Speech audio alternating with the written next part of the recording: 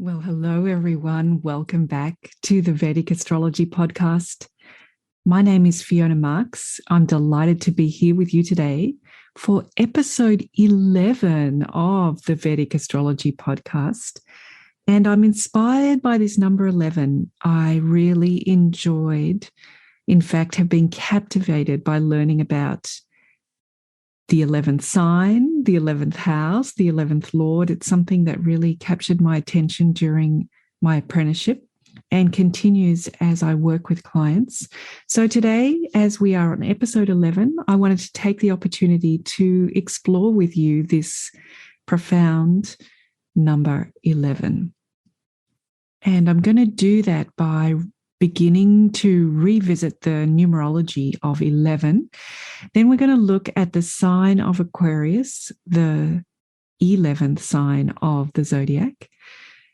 Then we're going to look at the 11th house and also the 5-11 continuum before we begin to look at the 11th Lord, the famous yoga breaker, and we'll look at the 11th Lord for each ascendant. So this begins right back at semester 1, year 1 of the Asheville Vedic Astrology Apprenticeship Program for me. That course was my introduction to Vedic astrology, to astrology, and it began with exploring the numerology that underlies astrology. And in some ways, the more and more I practice astrology, the more it feels that the maths of astrology, the numbers, the combination of numbers and their core resonating energy is really what astrology is all about. So I was very interested in this class and the discussion of numerology. And let's turn that towards the number 11. So when we look at 11, we notice that it's a 1 and a 1, 1 and 1. And having already examined the numbers for all the other houses, we know that 1 plus 1 adds up to 2. And we talked about that with the numerology of the second house and the second sign, giving that sense of resources, the 1 being added to by another 1, being doubled, the responsibility and the resources that come with 1 plus 1. But what about 1 and 1? It's the equality of 2 equals. They are coexisting. Neither one is more important than the other. They are both ones, separate number ones, but they're together in this number 11. And in this case, that gives us the idea of resources for all ones, that is, for all beings, for all people. Not for my family, which we get 1 plus 1 gives us the immediate family and our responsibilities to our immediate family for resources. But with 11, we get resources for all the ones. The numerology of 11 is the actualization of losing one's identity completely. And at the number 11, we have the opportunity to experience the nature of giving beyond thought. It's a very powerful, resonating energy for number 11.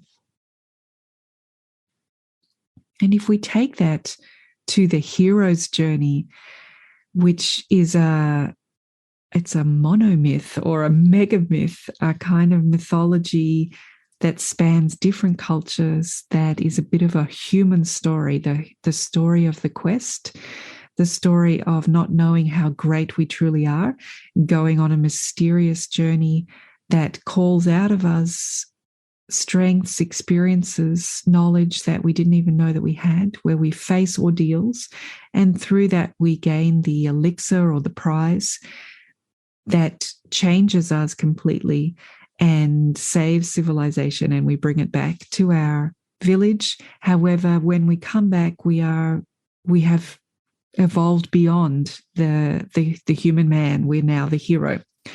So that's the overview of the hero story. And if we think about the 11th step in the hero story, the hero's journey, it's often called the resurrection, having survived the ordeal.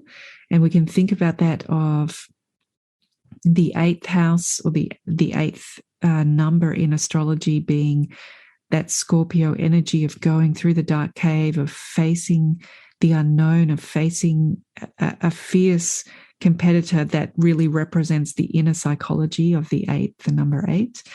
And then we get the vision in the number 9, the 9th sign, of overcoming the ordeal. We thought we were facing an enemy, but by going through the ordeal, we realize that we've overcome it all. We're friends with all. It leads us to the 9th Sagittarius, the 9th sign, the number 9, the vision that we have for our higher evolution, that becomes number 10, the hard work of Capricorn, the making the rubber hit the road. It's great to have a vision, but we really have to change who we are, change who we are as a person, change who we are as a humanity. And that's the hard work of the 10th house, or the sign of Capricorn. But arriving at the 11th, we are preparing for transcending in the 12th. And as far as the hero's journey is concerned, there is often a final test so that we can truly gain the reward. Having gone on our journey as an individual, this gaining of the elixir, the gaining of the prize, has changed us. We're no longer attached to our own story. We have got the trophy, but we no longer seek it. And in a way, the hero cannot enjoy it. They have completed the quest and humanity has been saved, but the hero themselves has been changed. So in this 11th step of the resurrection, often there is a final test, final sacrifice, seeing how much it's really worth, whether we're really willing to earn that reward. And let's see how this numerology of 11 and the hero's journey relates to the sign of Aquarius.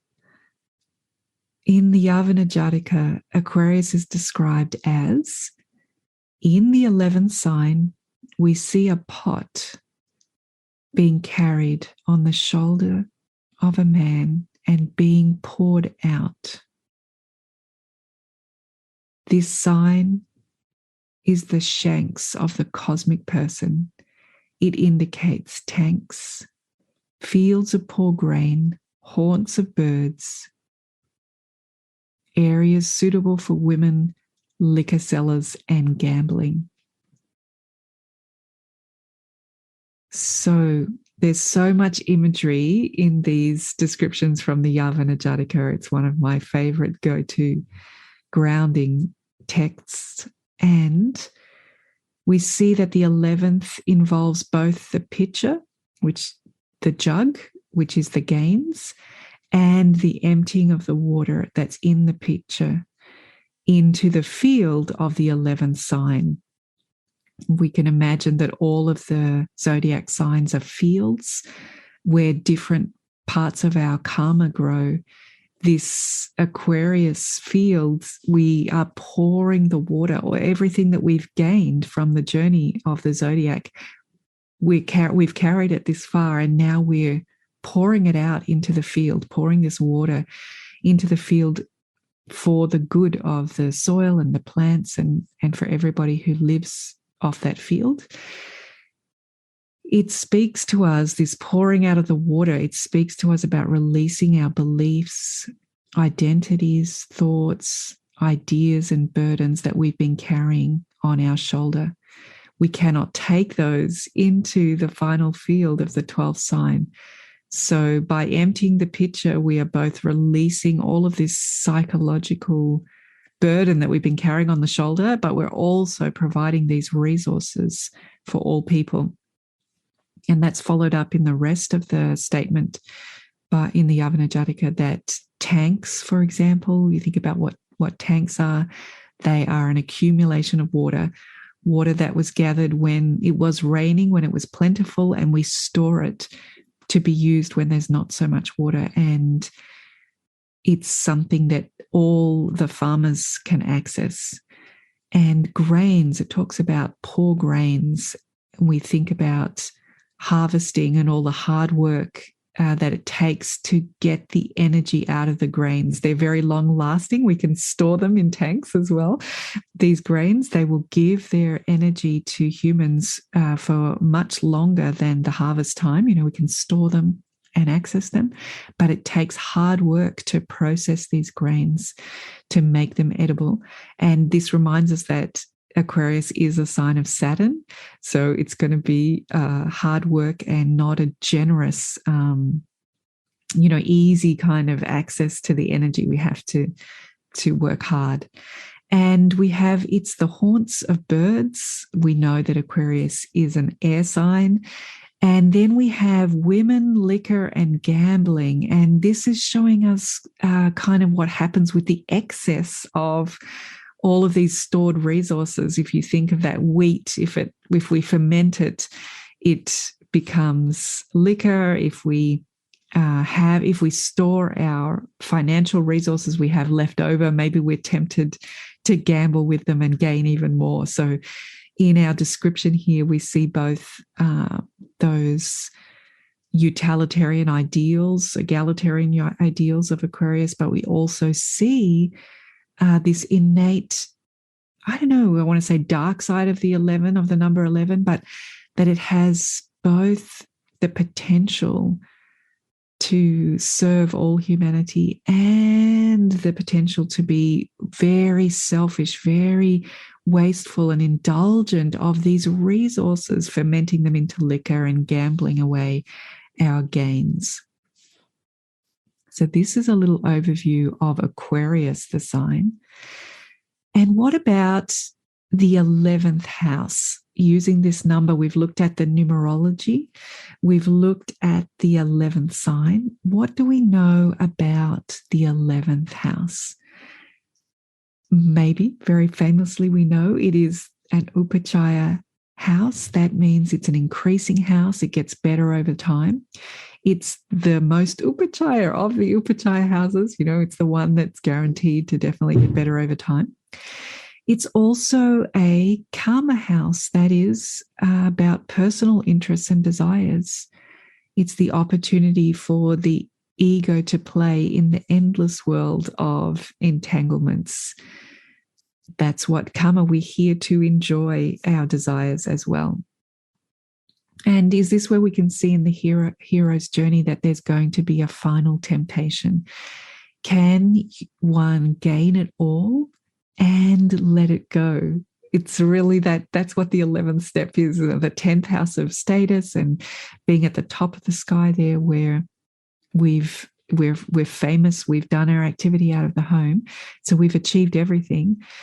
And we know that the 12th house is going to be letting it go. So this 11 is the threshold to cross, where something that we've valued for our whole journey, the whole hero's journey, can it be so valuable that we can let it go?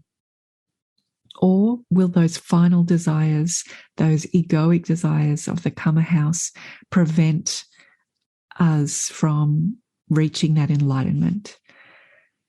The 11th house is what we desire to gain. It's our aspirations. It's also about validation, recognition, getting certified for things, our older siblings.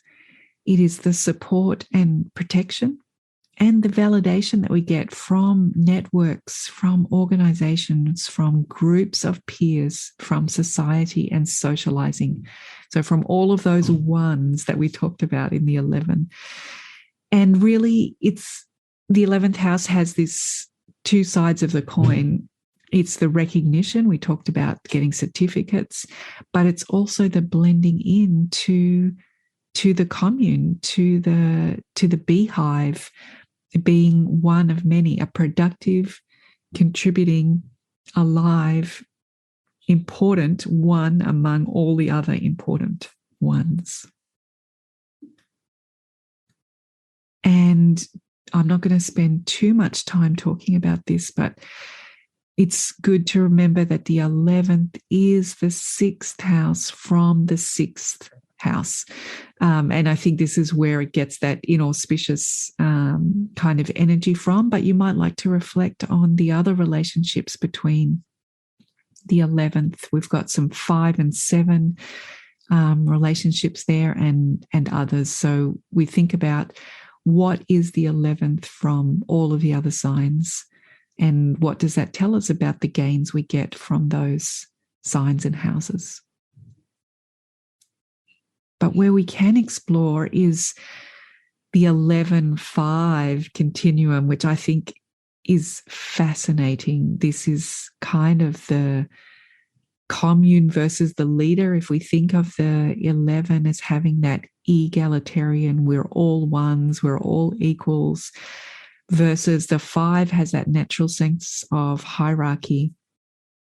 We could think of it as bees and ants in those hives, those communal, contributive kind of worker bee setups, versus the what we think of as the lion. Actually, I think in real life, lions do share and contribute, and they have their own social structure. But mythologically, we think of the lion as the king of the jungle.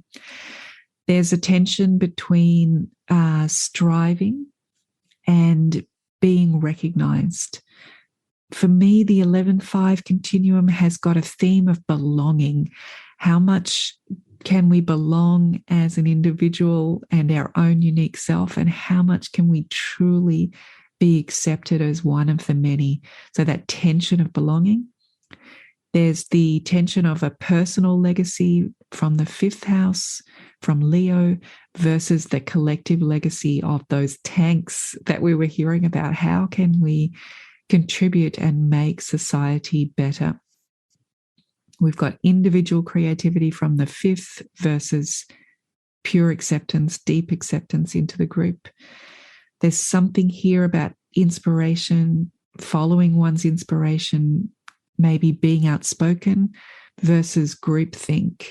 So I find 11-5 really an interesting continuum when you see Rahu and Ketu on that continuum, where people are going to be pushed to stand out, to be outspoken, or where they're going to be pushed to surrender, to belong, to become part of their peer group. It's a really interesting continuum. And of course, it goes with Leo Aquarius or Aquarius Leo. We've got air versus fire. We've got the dharma and righteousness of fire signs versus the karma and ego of air signs. We've got the differentness of Leo, uniqueness, versus the sameness of Aquarius. Of course, we have the fundamental battle between Sun ruling Leo and Saturn ruling Aquarius. And we can see that contrast between Sun leadership right out there from the front, taking a beating, being the guiding light, looking after all, but from this raised place at the front where I'm leading you by being on top of you, in front of you, ahead of you, versus that Saturn style of leadership, the servant leader, the leader among the people, equal to the people and leading from inside the group. This is the contrast for me of 11-5 and Aquarius Leo. So what about our third component of the number 11? We looked at the numerology. We've looked at Aquarius and this continuum. We've looked at the 11th house. What about the 11th Lord? This brings us to all this idea of how the house lords make yogas with each other.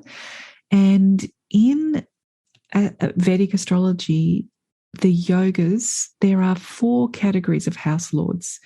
There are trinal house lords, which are always auspicious. They've got that dharma energy. They are leading us on the righteous path. There are angles, which activate our karma. They're the most visible, activated, energized karma in the chart, and they can be auspicious depending on the planet they're with, because they just kind of activate and make things happen. Doesn't matter whether it's the right thing or the wrong thing, they just turn up the volume, manifest it.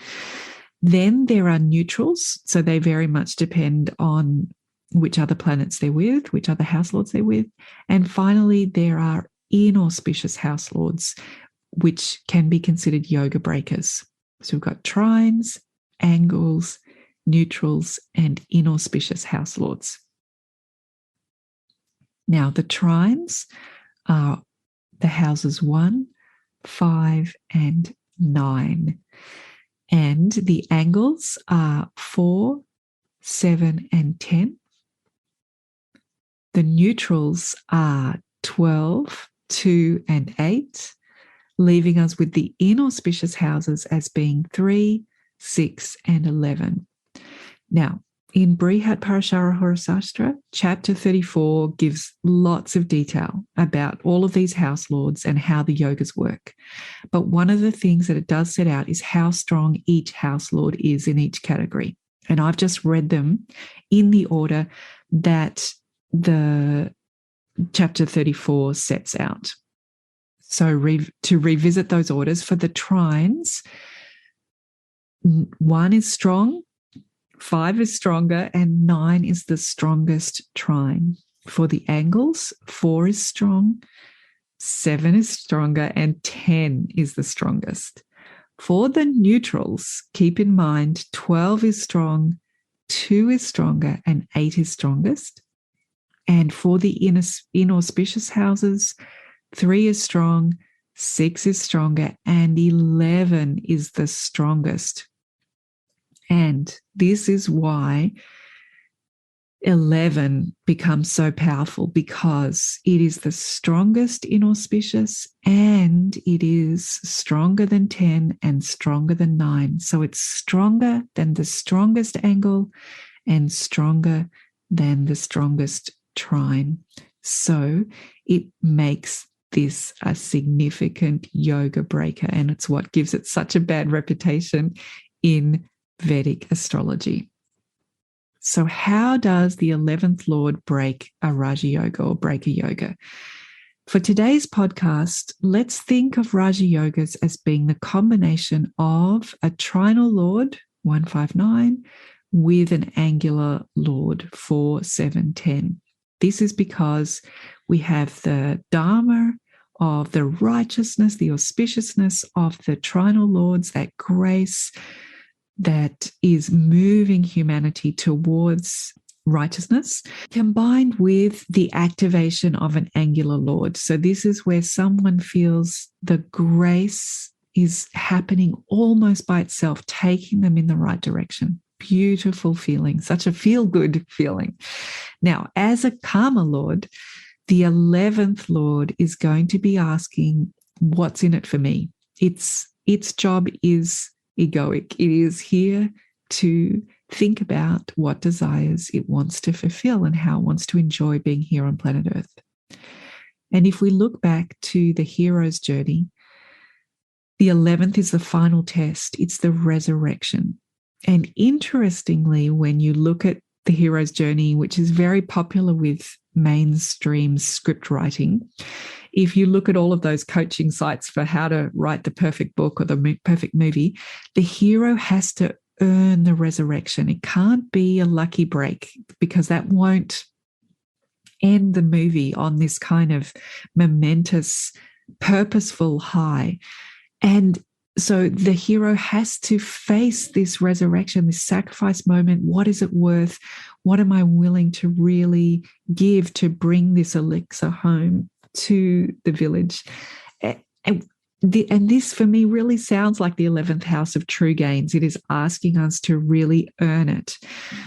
And one of the key words here is resurrection. The ego has to die for the resurrection to work. For the 11th house to work, we have to see that we not only can gain everything, but we're willing to disidentify with it, to let it go. But this is hard to do because we've just found out that the 11th house is the most powerful karma house. It's not just our karma house, it's the most powerful one. So the 11th Lord breaks a Raja Yoga by tempting us into the illusion of egoic gains. And through that, we lose the righteousness of this dharmic angular yoga that we're calling the Raja Yoga. So that's how the 11th Lord breaks the Raja Yoga. And that means that for each ascendant, there's a different planet that is potentially going to cause problems. So when you're researching the chart or looking at your own chart, you want to go find out who is the 11th Lord in this chart and who is it with, which house is it in, what interactions is it having with other lords. And for the rest of this podcast, let's just briefly go through each of those combinations to give you a sense of how it feels different for each ascendant. So beginning with the Sun as the 11th Lord, that would bring us to a Libra ascendant. And we want to go look, what is the Sun doing in the chart of our Libra ascendants? And for these examples, as I go through each, I'm just going to refer to a little, I see it as poetry, but a little statement that Ernst Wilhelm makes in the Kala software, which I think comes from his book, The Vault of the Heavens, but it's in the Kala software in the yoga menu under Nature of the House Lords. He writes a beautiful, what I'm calling poem about a planet for each ascendant. And when we look at that for the Libra ascendant, Ernst Wilhelm describes the Sun as the gold in the scales of a Libra ascendant. So the idea is that the gold should be to facilitate trade, not an end in itself, because if one hoards gold, actually trading stops. The gold is only useful as a representation of the flow of exchange. And it's interesting, isn't it? Because Saturn forms the natural yoga karaka or natural Raja Yoga for a Libra ascendant. And that is because Saturn rules naturally the 4th house and the 5th house. So just this one planet by itself, without doing anything at all, has already got that energy that we were talking about, feels righteous, is activated. So for a Libra ascendant, Saturn has got a natural Raja Yoga. And what do we see? There's a tension here between the Sun and Saturn, this age-old battle between these two extremes of our solar system. In the Ernst Wilhelm analogy, Saturn is the scale. So if Libra can focus its happiness and intelligence, that is the 4th and the 5th, on the scale, on the mental, emotional balance, on being a servant of trade and exchange, then it's auspicious. But if it focuses on accumulating gold, it messes up that yoga karaka. Remember that Libra is an air sign, so we want to keep things moving. It's a Venus sign as well, so we want to think about, what is it worth? What do I value? That's the scale, not the gold. So I think this works very well for explaining how the 11th Lord works as a yoga breaker for Libra ascendants. Remember that Sun karakas are things like soul, father, king, which I guess is authority figures, body, personality, health, intelligent leadership, government, vitality, energy levels, status, titles, and bones. So if you're looking at a Libra ascendant chart and you see the 11th Lord is causing problems, you can see, is this going to manifest in the father? Is it going to manifest in the person's body, in their vitality? Is it going to manifest in problems with the government? So the karaka itself, Sun itself, gives you an idea of what is going to be the cause of this yoga breaker in the person's experience. Let's move on now to the moon as the 11th Lord, which would bring us to Virgo ascendants. And when you have a Virgo ascendant chart, go have a look at what the moon is doing, who it's with, who it's interacting with, and whether it's having any problems with other planets.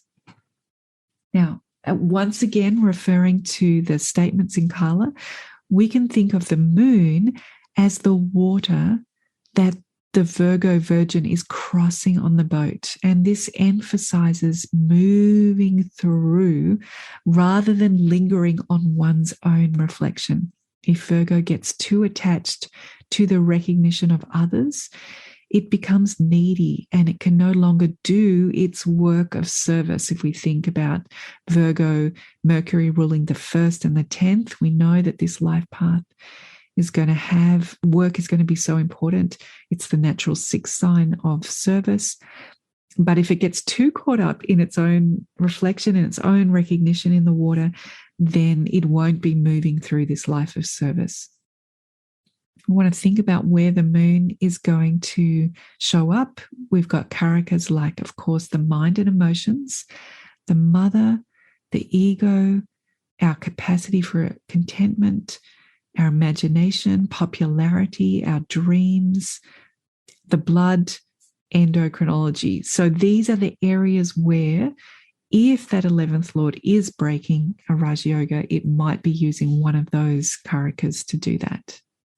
Let's move on to the 2nd and 11th Lord. When they are ruled by the same planet, 2nd and 11, 2 and 11, these are both wealth houses, but in their own way, they can become golden handcuffs because the pursuit of wealth becomes so easy and rewarding.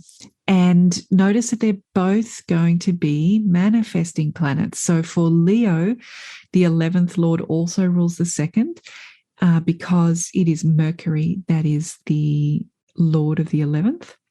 And for Aquarius, it is Jupiter who is the Lord of the 11th. So both Mercury and Jupiter are manifesting planets. They are ruling the 2nd and 11th for Leo and for Aquarius. If we think about Leo, you want to go have a look what's happening with Mercury for the Leo ascendant. Referring to Kala, we can say that in the poem about the house lords, Mercury is the lion addressing his addresses to as Lord of the jungle, because it puts together speech and being validated. We can imagine that lion on top of the rock speaking out to the pride, as we saw in the Lion King animation as we were growing up. But this can link together the pride one feels in being validated for one's speech. And it takes the Leo away from its happiness and purpose, because Mars is a natural Raj Yoga for a Leo ascendant. It rules the 4th and the 9th. So really that is where the energy wants to go, the righteous, auspicious energy wants to go for the Leo ascendant if one gets too attached to one's speech and being seen, the pride of being seen for what one says. This can be where our happiness and purpose is undone for a Leo ascendant. Now, the karakas for Mercury are our speech, interestingly, uncles, friends, travels, games, business partners, project management, and our skin. So think about how that Mercury might be showing up in the Leo ascendant. Whereas if we swap over to Aquarius ascendant, we have the same thing, Jupiter ruling 2 and 11.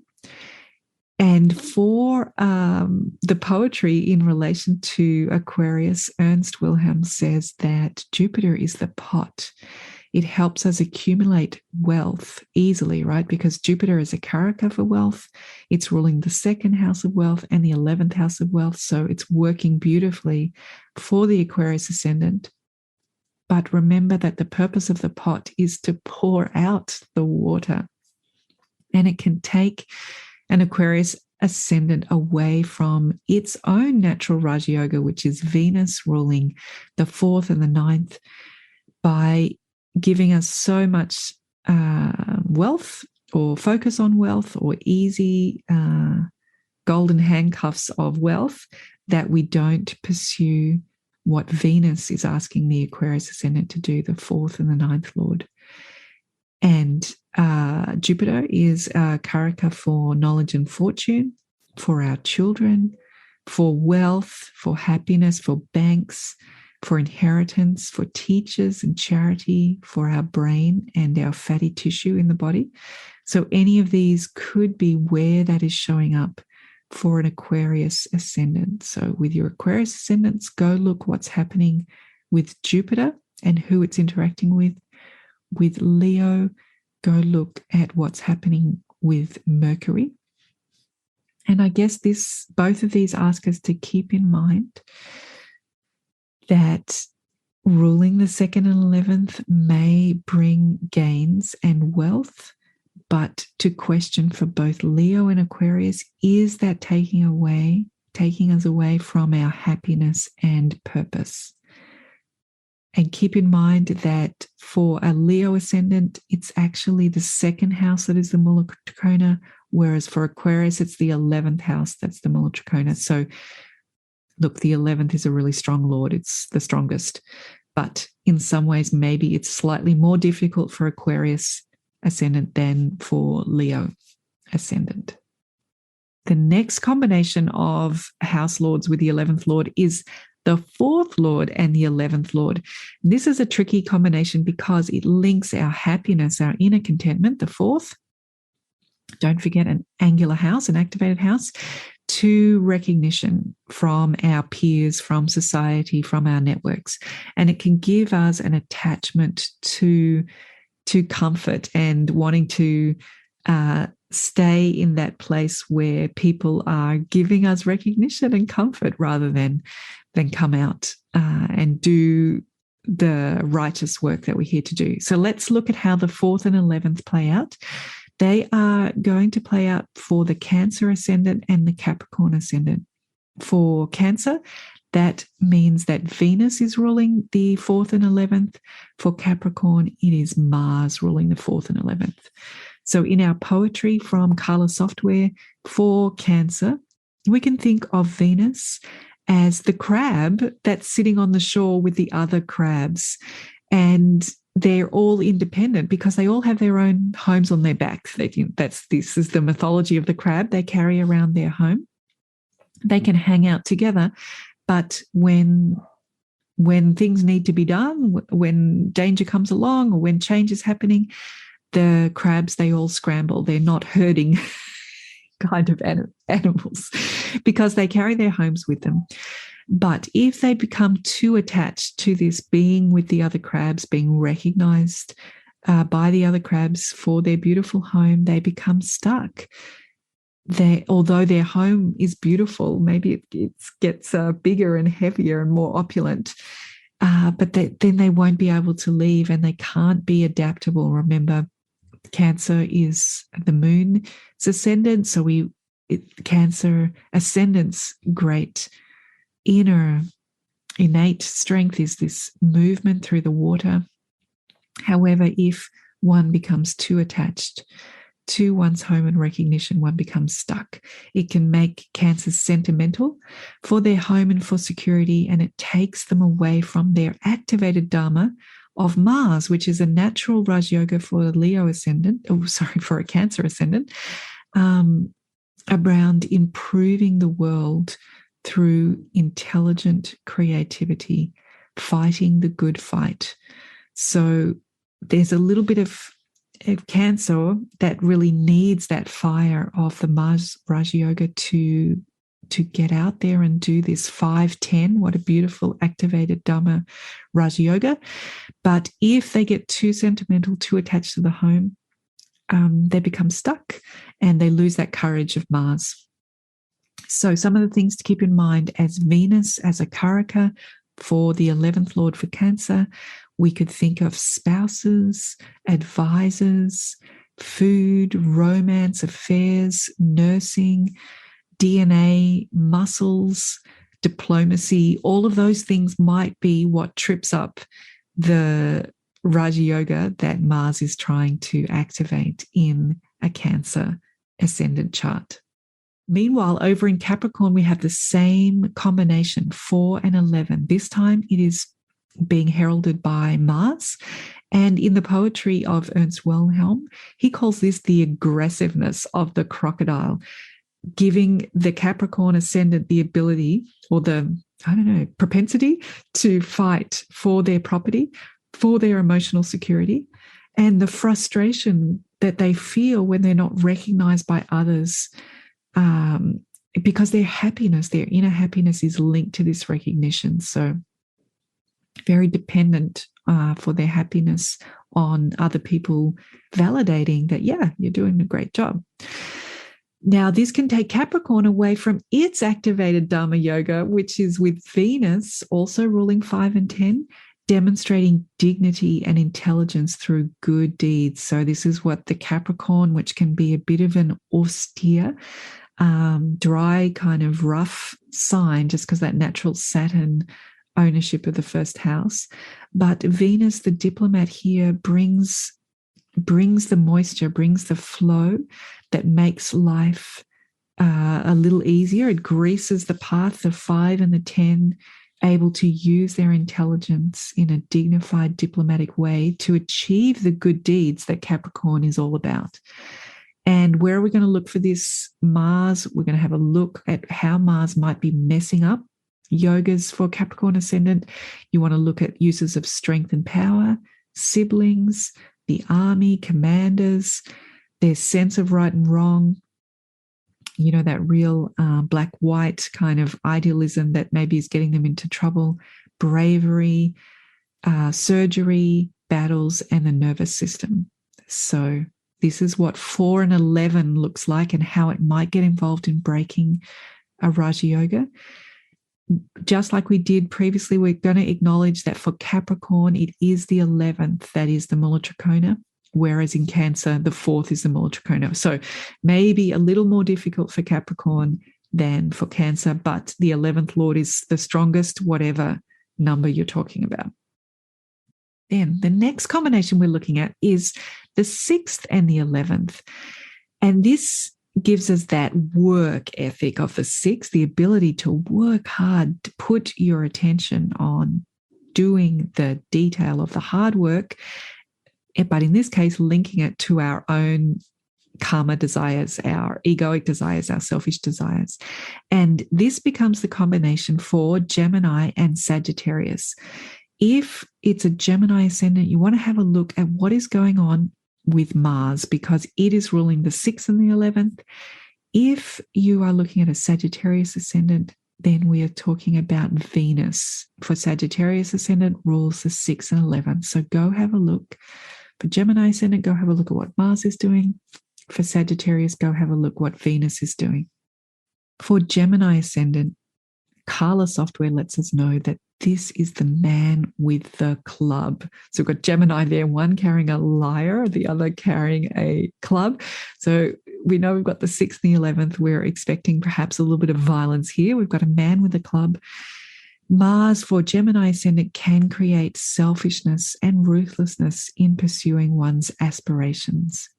It links willfulness with accidents, injury, and what I want. Because of this Mars energy, it's bringing, as if the 6 and 11 were not already bringing together that accident, injury type of energy, Mars has got it as well. So it's like tripling that forcefulness. And it's taking Mercury away from the inner management of their mind and emotions and the discovery of self-awareness. We think about Gemini 1 and 4. That's what the Ascendant is gifted with achieving, is that self-awareness of the self ruling both the mind and the heart. But this I want energy of the 11th combined with Mars and the 6th house of enemies, obstacles, difficulties, delays, this is when we want to use our force. And as Ernst Wilhelm was saying, it's the man with the club. So the 11th house, the transcendent question for the 11th house is, can I give up the use of force? Indicators for Mars, general karakas to keep in mind, we've already touched upon. Anything around strength and power, army, sense of right and wrong, bravery, overcoming enemies, surgeries, battles, and nervous system. So that's what you want to look at for the Gemini ascendant. We want to look at Mars. Whereas for Sagittarius, we're going to look at Venus is ruling the 6th and the 11th. And here we have Ernst's poetry saying that this is the Centaur's medals, which I love. And I guess it's showing that because it's Venus, the temptation here is to indulge one's desires, to externalize what one desires. And if we think about Sagittarius being a Jupiter-ruled sign, we have the classic Lajatatiya Vashta here of Venus starving Jupiter by taking Jupiter away from its inner contentment. Remember, just like Gemini, Jupiter, the ascendant here, is going to be ruling 1 and 4. So this person's inner happiness is what the ascendant journey is about. And yet Venus is going to take those desires and externalize them.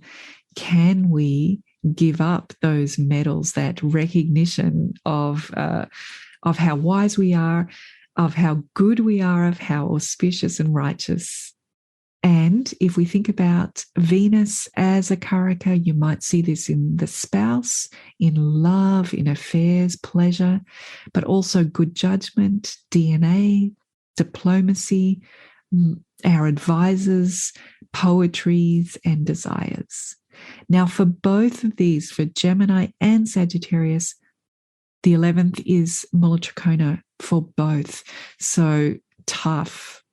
Mars is tough for a Gemini ascendant. Venus is tough for a Sagittarius ascendant. We have another dual combination. It's the 8th and the 11th. This is combining the suddenness of the 8th with the opportunity of the 11th. It's bringing that whole occulted, hidden element of the 8th, the deep, dark depths, with our means and desires, gaining from other people's money, from other people's resources. It brings an impulsiveness because we've got both of these have got that opportunity energy with them. And interestingly, it's a combination we often associate with politicians, I guess, having ulterior motives, perhaps what people look like they want and are trying to achieve and what they really want and are trying to achieve. That's what kind of gets messed up with this 8th and 11th. And this is the case for both Taurus ascendant and Scorpio ascendant. So in Taurus ascendant, it is Jupiter that we need to go check as the 11th Lord what is happening, whereas for Scorpio ascendant, it is Mercury that we need to go check. Where is the 11th Lord Mercury in a Scorpio ascendant? If we come back to focusing just on Taurus, we're looking at Jupiter, and Ernst in his poetry in Kala says this is the bull's utility, which I'm taking to mean is like that charge force. You know, you think of bull in a china shop. That's what I take about what Ernst is saying here, that the 8th and the 11th are going to give the bull that kind of, real power that it has, but it can be too much power in the wrong place or in the wrong direction. Once they charge, they just kind of charge. And for Taurus ascendant, it can give this sense that they're not able to receive recognition for who they truly are because all of that is hidden. So what they're being recognized for is not truly who they are because of this 8th hidden kind of energy that's gotten linked with the 11th house of recognition. It can cause willfulness and self-importance, which can take the Taurus away from Saturn, its natural yoga karaka, its natural Raj yoga, because that naturally rules the 9th and 10th. For a Taurus ascendant, a beautiful yoga, and that is going to give someone honest status through hard work. However, that can be undone by this bullish energy of wanting recognition and self-importance. And of course, it's Jupiter. So what are the karakas? Their knowledge, wanting to be known for being intelligent, being a bit self-righteous about that. But also it can be children, happiness, wealth, banks, teachers, inheritances, charity, brain, and our fatty tissue. And for Scorpio, we also have this 8th, 11th combination. It is with Mercury, and Ernst shares this as the crevices that the Scorpios like to hide in or get stuck in. And for For Scorpio ascendant, this can draw Mercury, the mind, into dark places and away from Jupiter that is ruling the 2 and the 5, the natural intelligence and speech, the philosophy, this great gift that Scorpio has to share intelligence through speech, to share wise philosophical intelligence through speech. But Mercury can get sucked into the dark places, the 8 and 11, because of that hidden element, the 8th house. And remember that Mercury represents our senses, our speech, friends, travel, games, business partners, project managers, and skin. So look for those Mercury karakas if you see Mercury, the 11th Lord, causing some problems in a Scorpio ascendant. And just to finish off who's Mula Trikona, in Scorpio, the 11th is the Mula Trikona. In Taurus, the 8th is. So perhaps Scorpio slightly more difficult.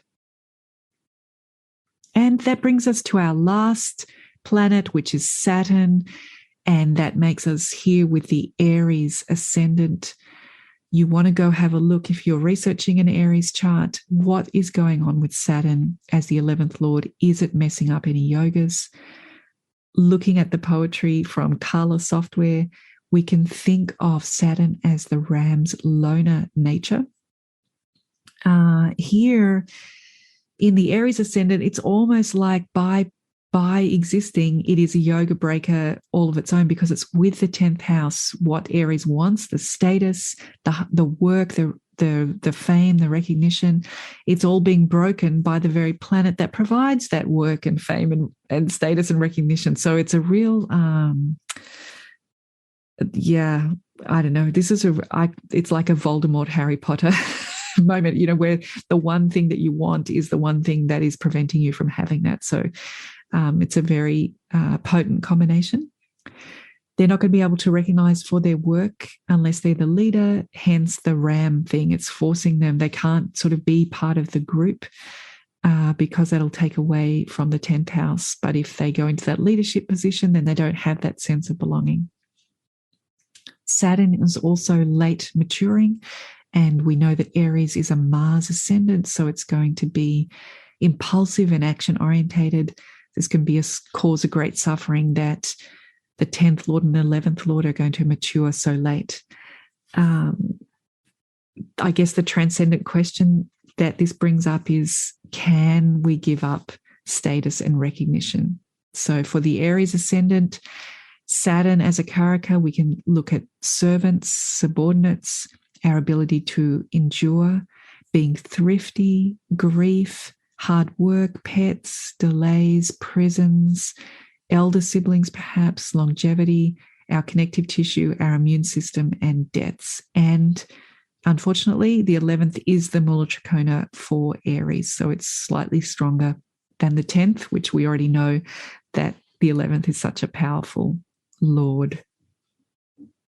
And that brings us finally to the 12th sign of the zodiac, Pisces, also experiencing Saturn as the 11th Lord. In this ascendant, the combination is going to be the 11th and 12th Lords together.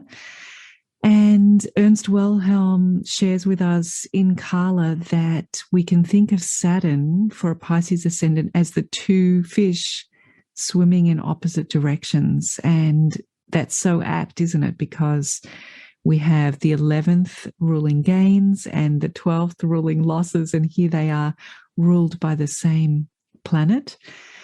How this might show up is that the person is dissipating their forces, trying to be part of the group. They're giving too much. We know that the 12th house is also an indicator for charity. This person may be not managing their finances so well, or wanting to use those gains as a way to belong, to be acceptable. And so there's a disbursement or a releasing of the gains. They're going to waste. And this can take Pisces away from their natural yoga of Jupiter and Mars. So Jupiter's ruling the 1st and the 10th. Mars is ruling the 2nd and the 9th.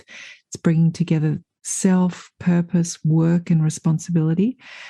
But with the 11th Lord, they're giving away too much because they want so much to be accepted.